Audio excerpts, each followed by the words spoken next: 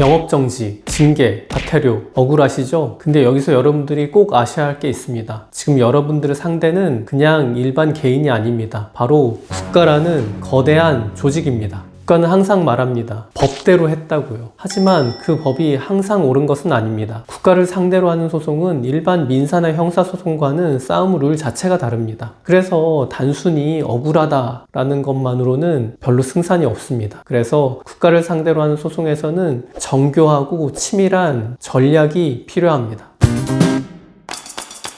이해가 되셨나요? 여러분, 국가를 상대로 할 수 있는 소송이 뭐가 있는지 궁금하시죠? 사람들 간의 싸움이 있는 민사, 내가 뭘 잘못했을 때 경찰, 검찰, 법원에서 처벌받는 형사는 아는데 도대체 행정이나 국가 상대로 하는 소송은 무엇일까 궁금하실 겁니다. 그래서 오늘은 제가 국가를 상대로 하는 소송은 어떤 유형들이 있는지 알기 쉽게 설명해 드리겠습니다. 크게 세 가지로 분류해 볼 수가 있습니다. 첫째는 사업을 하시는 분들의 사업권 생존 후 위기입니다. 예를 들어서 여러분들이 주점 영업을 하고 있었는데 미성년자한테 주류를 판매했다고 해봅시다. 그게 나라한테 적발이 됐어요. 그럼 나라는 그 사업을 하고 계신 분에게 얼마간 가게 문을 닫으라고 합니다. 이런 거를 영업정지 처분이라고 합니다. 당장 영업을 못하게 되겠죠. 근데 내가 억울해요. 그 사람이 만약에 위조된 신분증을 제시했다고 해봅시다. 제가 뭐 알 방법이 없겠죠. 저는 잘못이 없게 되는 겁니다. 그래서 그 경우에 나는 이런 억울한 사정이 있다라고 해서 그 처분을 하지 못하게 내가 계속 장사를 할 수 있게 다투는 게 바로 행정소송입니다. 두 번째로 특히나 이거는 공무원이나 교수, 교사 같은 분들한테 해당이 되는 일입니다. 바로 자신의 명예와 직업에 중대한 영향을 미치는 징계 사건입니다. 크게는 파면, 해임, 아니면 얼마간 일을 못하게 하는 정직, 월급을 좀 깎는 감봉 이런 것들이 거기에 해당이 됩니다. 이 경우에 그분들은 평생을 일해온 자기 일터에서 자신을 부정당하게 되는 상황에 처하는 거죠. 근데 그게 굉장히 억울한 일이었다고 해봅시다. 이건 국가가 내린 거기 때문에 국가를 상대로 징계를 내린 게 잘못됐다라고 다투는 게 바로 두 번째 유형입니다. 마지막으로 세 번째 유형은 신체나 재산상의 피해 국가가 배상해달라고 하는 유형 입니다.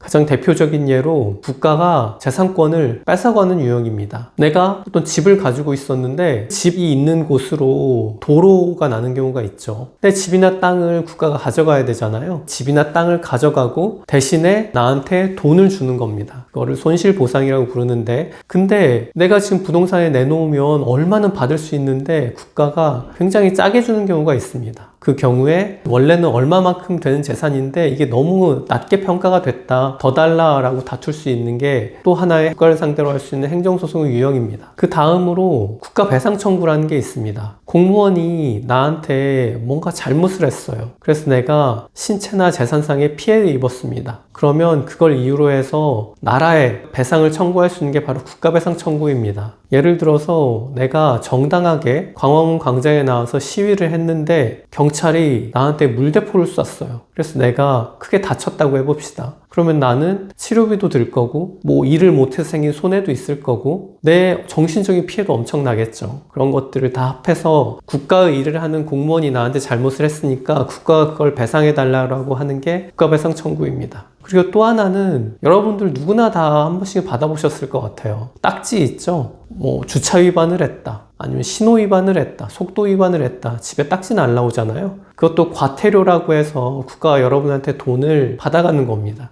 근데 그게 그런 작은 액수에서부터 수천 수억에 이르는 과태료도 있습니다. 그 경우에 내가 실제로는 잘못을 안 했는데 과태료를 받았다거나, 내가 잘못은 이만큼 했는데 과태료는 정말 이만큼 받았다거나, 억울하다는 게 있으시면 이의 신청을 통해서 다툴 수가 있습니다. 자, 이 정도가 여러분들이 국가를 상대로 제기할 수 있는 소송 유형입니다. 저는 정부법무공단이라는 곳에서 11년간 일했습니다. 정부법무공단이 어떤 곳이냐면 쉽게 말해서 국가를 대리하는 로펌입니다. 그래서 만약에 여러분이 국가를 상대로 행정소송을 제기했다, 그 국가를 대리해서 변호사 역할을 하는 게 바로 정부법무공단입니다. 제가 11년간 그곳에서 국가를 대리해서 일했기 때문에 국가가 이런 사건에 있어서 어떻게 대응을 대응을 하는지, 또 그들의 허점은 무엇인지 누구보다 잘 알고 있습니다. 국가가 하는 행정처분은 적당한 대응으로는 결코 이길 수 없습니다. 제가 정부법무공단에서 11년간 일하면서 수없이 많은 행정소송을 국가를 대리해서 수행을 해봤습니다. 그런데 안타까운 점이 뭐였냐면 상대방 측 변호사 중에서 행정소송에 대해서 제대로 알고 제대로 대응하는 변호사를 찾기가 매우 어려웠다는 점입니다. 이것만 알고 주장했더라면 이길 수 있는 건데 하는 것도 제대로 주장하지 못하다가 지는 경우를 많이 봤습니다. 그만큼 이 행정소송 분야는 굉장히 전문적인 분야고 그에 비해서 전문가는 굉장히 부족하다는 뜻도 되겠죠. 저는 11년간 정부법무공단에서 일한 경험에 더해서 대한변호사협회가 인증한 행정법 전문 변호사입니다. 국가처분은 적당히 대응해서는 절대 뒤집을 수 없습니다. 법과 제도를 바꾸는 헌법소원부터 복잡한 행정소송까지 국가를 아는 변호사가 당신의 편이 되어드리겠습니다. 오늘 영상이 도움이 되셨다면 구독과 좋아요 부탁드리고, 만약에 이거는 내 일인데 내가 처한 상황이 국가를 상대로 소송을 할 수 있는지 궁금하신 분들은 설명란을 참조하셔서 연락을 주시면 성심성의껏 상담해 드리겠습니다. 감사합니다.